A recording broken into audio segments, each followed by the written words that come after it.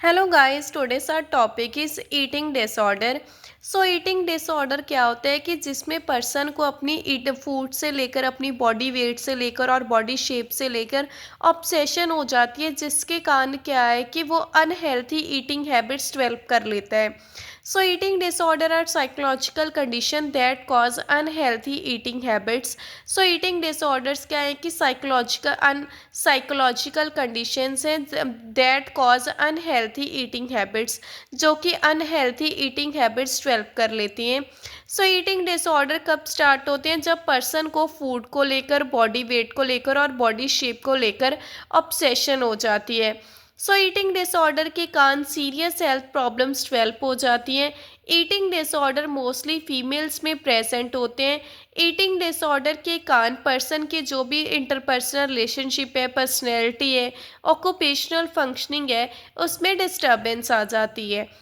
So simply eating disorder में क्या होता है कि पर्सन को अपनी बॉडी वेट को लेकर या फूड को लेकर ऑब्सेशन हो जाती है, जिसके कारण क्या है कि वो बहुत ज़्यादा फूड खाता है या फिर बिल्कुल ही कम फूड खाता है। सो इसकी टियोलॉजी क्या है कि जेनेटिक फैक्टर के कारण ये सब हो सकते हैं, या फिर डोपामिन और सीरोटोनिन में चेंजेस के कारण ईटिंग डिसऑर्डर डेवलप हो सकते हैं, या फिर रोल मॉडलिंग, जैसे कि रोल मॉडलिंग के लिए बिल्कुल परफेक्ट फिगर चाहिए। सो उसके कारण क्या है कि पर्सन फूड को लेकर या फिर अपनी बॉडी फिगर को लेकर बहुत ज़्यादा ऑब्सेस्ड हो जाते हैं।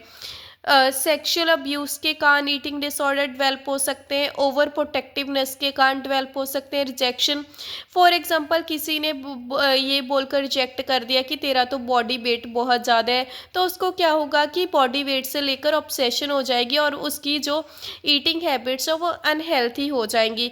रिस्पॉन्स टू फैमिली प्रॉब्लम्स, अगर फैमिली में कोई प्रॉब्लम है उसके कारण या तो पर्सन बहुत ज़्यादा खाना स्टार्ट करते हैं या बिल्कुल ही खाना बंद कर देता है। पीयर प्रेशर के कारण एडवर्टाइज मैगजीन्स और movies that influence the person.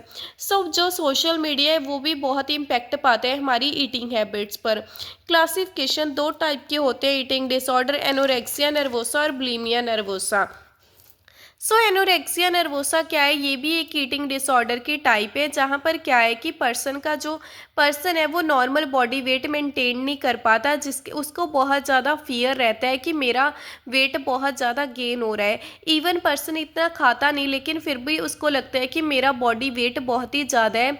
Anorexia nervosa में सिंपली क्या होता है कि पर्सन को बहुत ज़्यादा फियर होता है कि कहीं मेरा बॉडी वेट गेन ना हो जाए, जिसके कारण क्या है कि वो खाना खाना स्किप कर देता है। सिम्टम्स क्या होंगे इसमें? क्या है कि पर्सन को बहुत ज़्यादा फियर रहेगा कि मैं कहीं मोटा ना हो जाऊं या मोटी ना हो जाऊं, उसकी बॉडी इमेज डिस्टर्ब हो जाती है, पर्सन बहुत कम खाता है। सेंसिटिविटी टू कोल्ड हो जाती है, क्योंकि पर्सन बिल्कुल ही नहीं खाता, उसकी बॉडी के अंदर बिल्कुल भी इम्यूनिटी नहीं रहती। कॉन्स्टिपेशन की प्रॉब्लम हो सकती है। लो बीपी रहता है। ब्रेडिकार्डिया की कंडीशन डेवलप हो जाती है। हाइपोथर्मिया की कंडीशन। एमेनोरिया वुमेन्स में हो जाता है, यानी कि absence of the menstrual cycle. Electrolyte disturbance आ जाती है और इन्फेक्शन का रिस्क रहता है।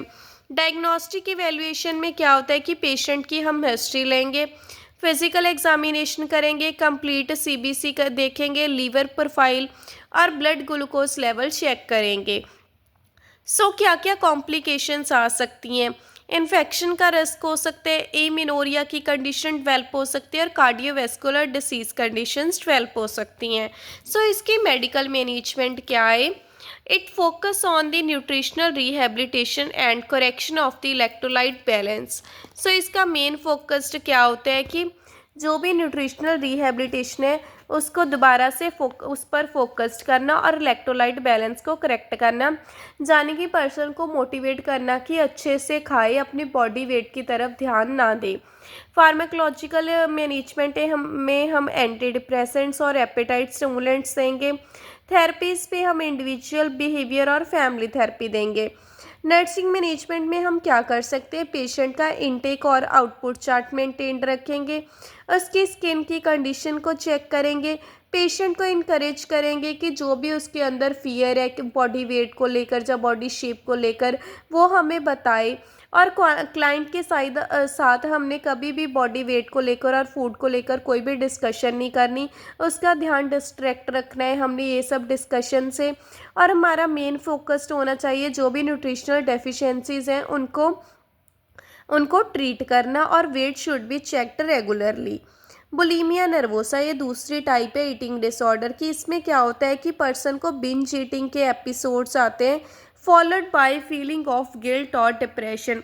इसमें क्या है, बुलीमिया नर्वोसा में पर्सन बिंज ईटिंग करते हैं, यानी कि पहले पागलों की तरह खा लेते हैं, उसके बाद उसको गिल्ट फील होता है कि हाँ यार मैंने इतना खाना खा लिए। तो फिर वो क्या, इसमें इन दिस पर्सन कंज्यूम अब normally large amount of food. Person bulimia nervosa में पहले बहुत ज़्यादा खाना खा लेता है, फिर क्या करता है उस खाने को कंपनसेट करने के लिए भी उसका बॉडी वेट गेन ना हो, वो वॉमिटिंग, सेल्फ इंड्यूस्ड वॉमिटिंग करता है, डाइटिंग पर चला जाता है, या लेक्सेटिव का यूज़ करता है, या फिर फास्टिंग करता है। इसमें साइन एंड सिम्टम्स क्या आएंगे? पर्सन को परसिस्टेंट सॉर थ्रोट होगा, क्योंकि पर्सन फिंगर इंट्रोड्यूस कर कर वॉमिटिंग करते हैं, जिसके कारण क्या है कि उसका सॉर थ्रोट होगा। हार्ट बर्न की कंडीशंस आएगी, टूथ डिस्कलरेशन होएगी, अब्डोमिनल पेन होएगा। एमिनोरिया की condition, fluid and electrolyte imbalance हो जाएगा। Withdrawal symptoms, withdrawal from friends होएंगे और सोशल एक्टिविटीज़ होएगा। Scarring on the back of hands and knuckle, scarring इसलिए प्रेजेंट होएगी क्योंकि पेशेंट फिंगर इंट्रोड्यूस कर कर वॉमिटिंग इंट्रोड्यूस करते हैं, इसलिए स्कार पड़ जाएंगे। फीलिंग ऑफ गिल्ट होएगी। मेडिकल मैनेजमेंट में हम साइकोथेरेपी दे सकते हैं, एंटी डिप्रेसेंट्स दे सकते हैं और बिहेवियर थेरेपी दे सकते हैं। होप सो आपको वीडियो अच्छी लगी हो। प्लीज़ मेरे चैनल को सब्सक्राइब करें, लाइक करें और मुझे कमेंट कर कर बताएं नेक्स्ट वीडियो में किस टॉपिक पर बनाऊं। Thank you.